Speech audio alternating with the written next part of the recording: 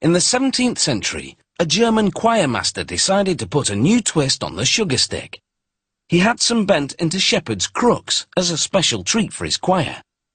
And that's believed to be how the candy cane was invented. But it wasn't until more than a century later that they earned their stripes.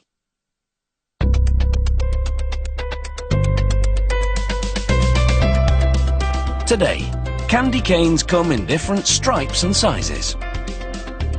They start by cooking up a big batch of sugar, water and corn syrup. Next, they prepare a mix of starch and flavouring, like peppermint or strawberry. As they blend them together, the flavouring binds to the starch. They empty the flavouring mix into the middle of the syrupy slab. Then they feed the whole thing into a machine that uses shovels and a plunger to fold the batch repeatedly. This distributes the flavouring evenly.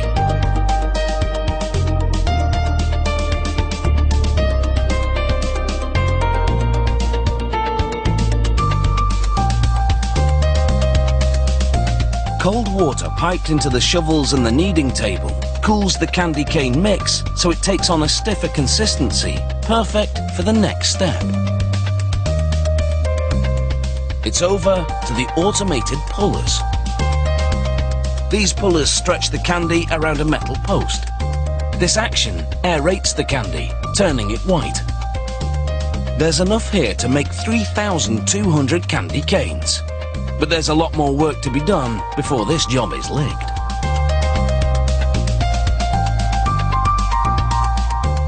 They roll the candy into a flat log, while heaters warm it, making it pliable enough to shape.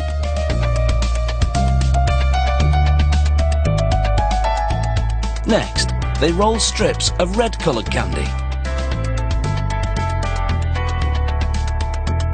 A worker then stretches and folds the red batch to widen the strip.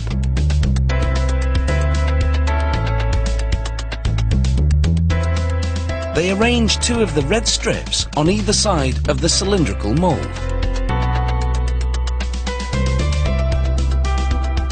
It weighs over 45 kilograms, so it takes two workers to carry it to the next machine. It's called a batch roller.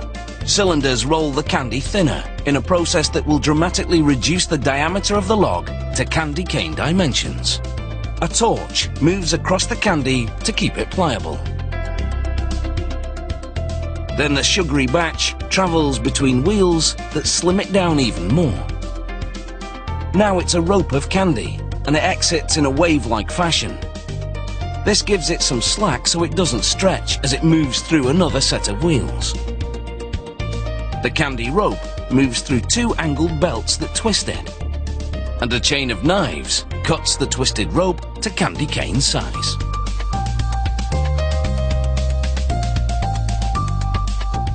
This production has been perfectly choreographed. One misstep and the job would hit a snarl.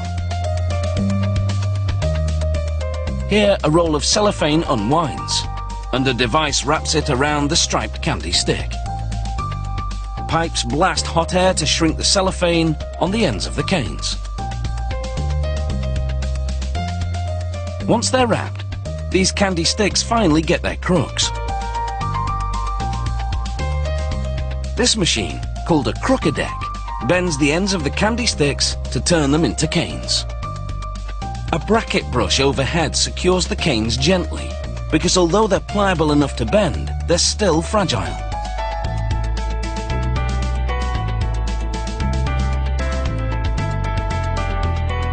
There's a camera inside this robotic arm, which allows it to spot the candy canes on the conveyor belt and pick them up two at a time. It places them in cardboard packages, filling them up by the dozen.